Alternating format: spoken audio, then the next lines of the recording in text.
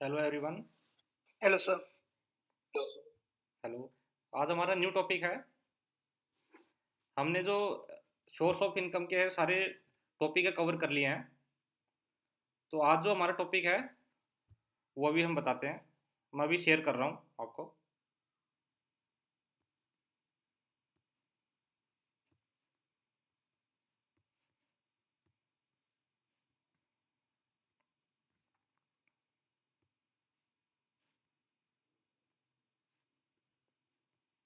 ये देखिए,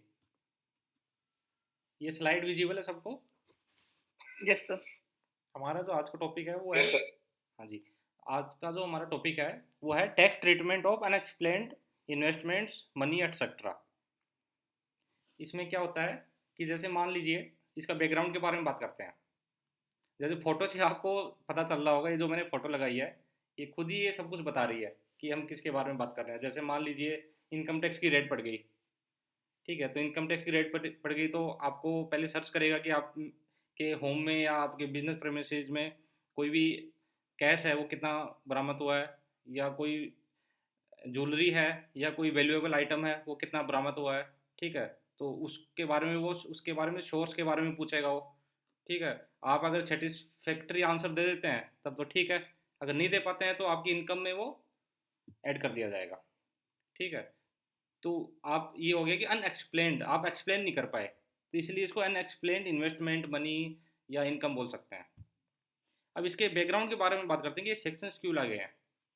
ये सेक्शन इसलिए लाए गए हैं कि मान लीजिए किसी के पास 2 नंबर का पैसा है, ठीक है, तो 2 नंबर का पैसा तो उसके ऊपर वो टैक्स तो देगा नहीं, तभी 2 नंबर का पैसा अगर टैक्स दे देगा, 2 नंबर का पैसा है नहीं, वो ब्लैक मनी है नहीं वो। तो इस ब्लैक मनी को वो कंज्यूम करने के लिए या तो वो कैश में रखेगा, या मान लो वो बुक्स में एंट्री को फेक एंट्री इंसर्ट करेगा, या कोई इन्वेस्टमेंट कर देगा, ठीक है, या कोई खर्चा दिखा देगा, ठीक है, या किसी को पेमेंट कर देगा, लोन दे देगा, उस पर इंटरेस्ट रिसीव करेगा।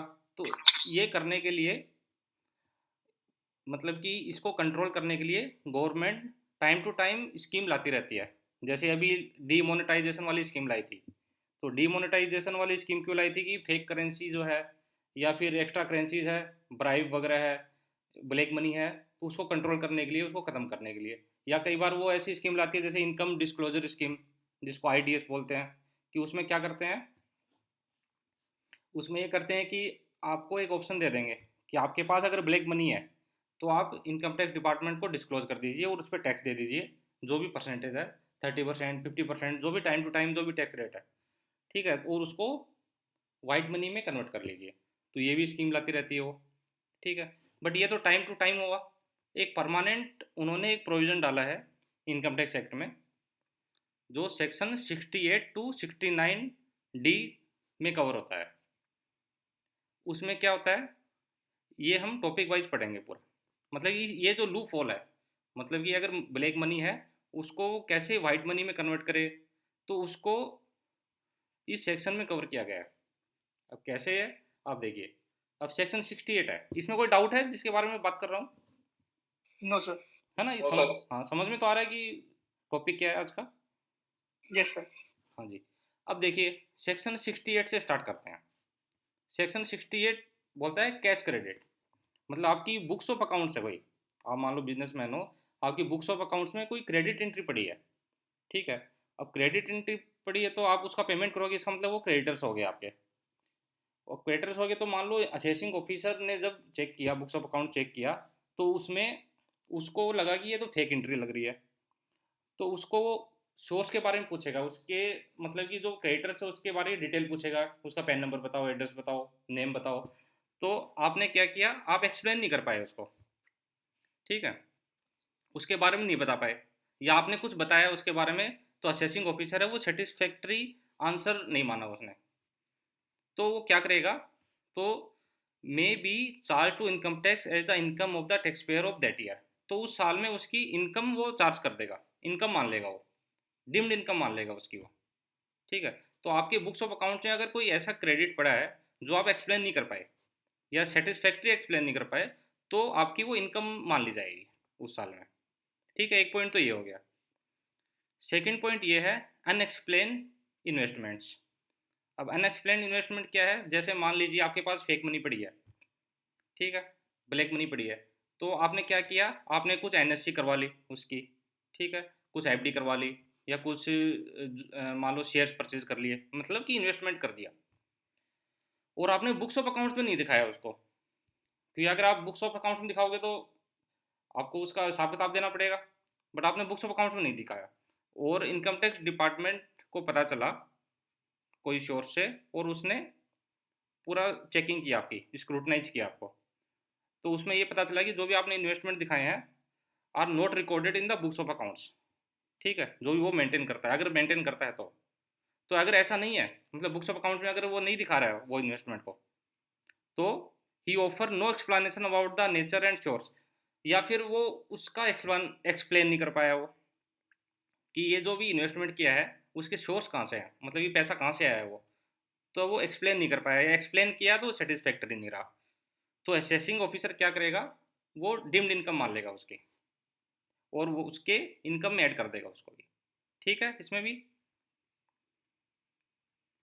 उसके बाद नेक्स्ट आता है अनएक्सप्लेन्ड मनी।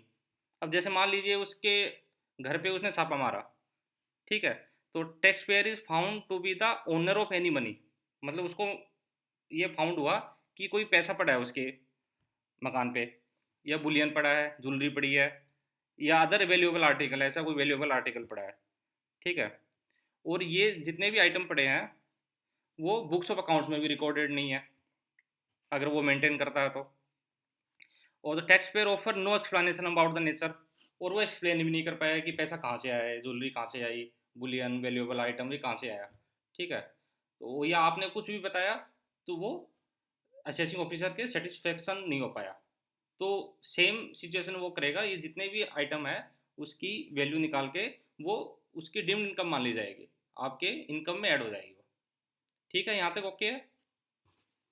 Yes, sir.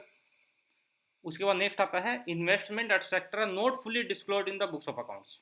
अब जैसे हमने यहाँ पढ़ा था ना अनएक्सप्लेन्ड इन्वेस्टमेंट, तो अनएक्सप्लेन्ड इन्वेस्टमेंट तो उसने बुक्स ऑफ अकाउंट्स में कुछ नहीं दिखाया था, इस वाले सेक्शन में उसने कुछ दिखा दिया है, जैसे मान लो 1 करोड़ का है तो उसमें से 70 करोड़ तो दिखा दिया है, 1 करोड़ में से 70 लाख तो दिखा दिया है, 30 लाख नहीं दिखाया है, तो इसका मतलब कि फुली नहीं दिखाया, फुली डिस्क्लोज नहीं किया है, तो जो भी डिस्क्लोज नहीं किया है, जो पार्ट को डिस्क्लोज नहीं किया है वो उसकी इनकम मान ली जाएगी, मतलब सेम रूल है, जो भी उसने नहीं दिखाया है वो उसके बुक्स ऑफ अकाउंट्स में अगर नहीं दिखाया तो उसकी इनकम में मान ली जाएगी वो, और या आपने, या फिर वो पूछेगा कि इसके सोर्स कहाँ है, तो सोर्स का आप नहीं बता पाए या सेटिस्फैक्ट्री आंसर नहीं दे पाए, तो वो सेम सिचुएशन रहेगी, उसकी इनकम में मान ली जाएगा। या अनएक्सप्लेन्ड एक्सपेंडिचर, आपने मान लो कोई मोटा खर्चा किया, आपने कोई गाड़ी खरीद ली, फॉर्चूनर खरीद ली आपने ब्लैक मनी से, ठीक है, तो इनकम टैक्स डिपार्टमेंट को पता चल गया, वो आपसे पूछेगा कि भैया ये जो आपने कार खरीदी है इसका सोर्स क्या है, पैसा कहाँ से आया है, इसके बारे में भी आपने नहीं बता पाए, असेसिंग ऑफिसर को सेटिस्फाई नहीं कर पाए, तो उसमें भी वो सेम सिचुएशन करेगा, आपके इनकम ऐड कर देगा, ठीक है।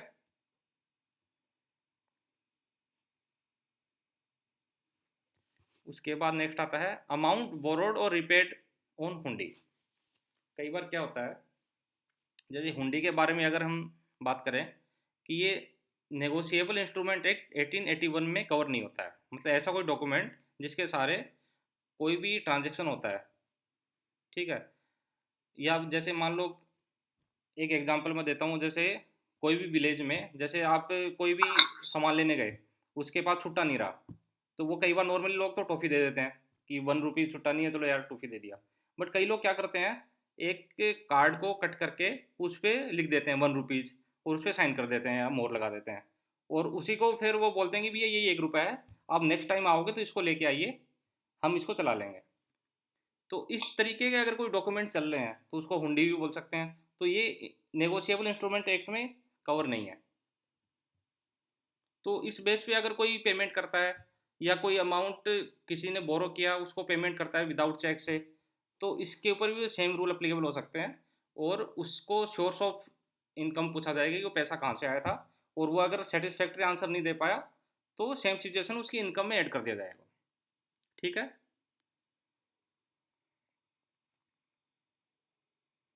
और इसमें अगर इंटरेस्ट वाला पार्ट भी है तो वो भी इसमें इंक्लूड माना जाएगा।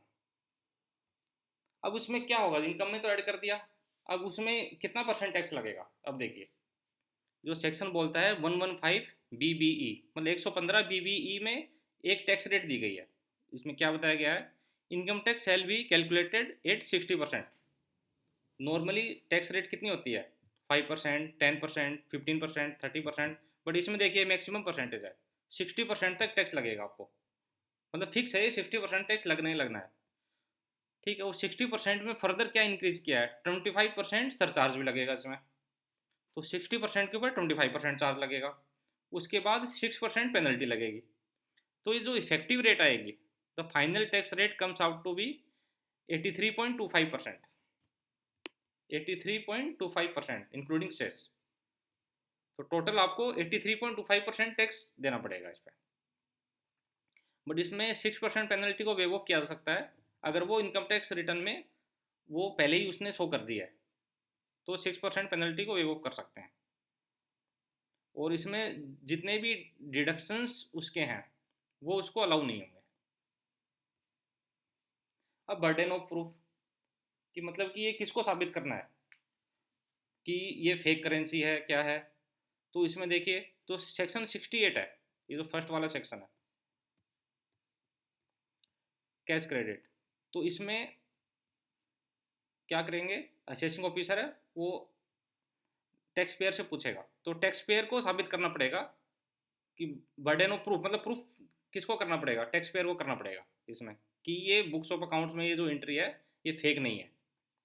बट जो जितने भी इसमें पॉइंट है कौन कौन से हैं, the unexplained investment, unexplained money, investment not fully disclosed in books of accounts, unexplained expenditure, ये है। इस पे बर्डन ऑफ प्रूफ है असेसिंग ऑफिसर का जाता है।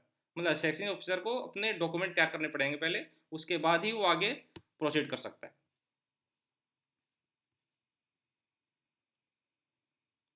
उसके बाद से अपॉर्चुनिटी ऑफ बीइंग हियर्ड, मतलब कि अगर मान लो असेसिंग ऑफिसर टैक्स पेयर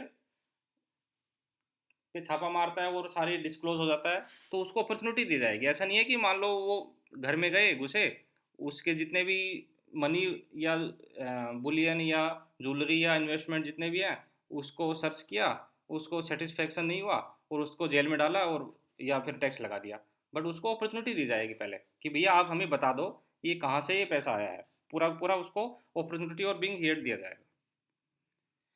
अब पावर ऑफ असेसिंग ऑफिसर की क्या पावर है, तो इसमें डिस्क्रिशनरी पावर है, मतलब कि वो सर्च कर भी सकता है नहीं भी कर सकता। अगर उसने सर्च किया तो उस पर पेनल्टी वो लगा भी सकता है और नहीं भी लगा सकता, ये कितने परसेंट लगा सकता है। ठीक है, तो अनलिमिटेड पावर है असेसिंग ऑफिसर को इसमें।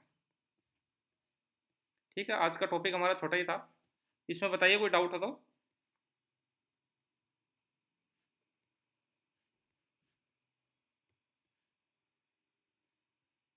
सर एक बात पूछनी थी। हाँ जी। सर जैसे लोग कहते हैं कि 23 लाख की गाड़ी खरीदी है, ऐसे एक बार में कैश लेके लेना पॉसिबल है? I don't think possible. एक बार फिर से रिपीट करेंगे। जैसे लोग कहते हैं कि 23 लाख की मैंने कार परचेज की 23 है ना लाख की सर, कार परचेज कर लिया आपने, हाँ।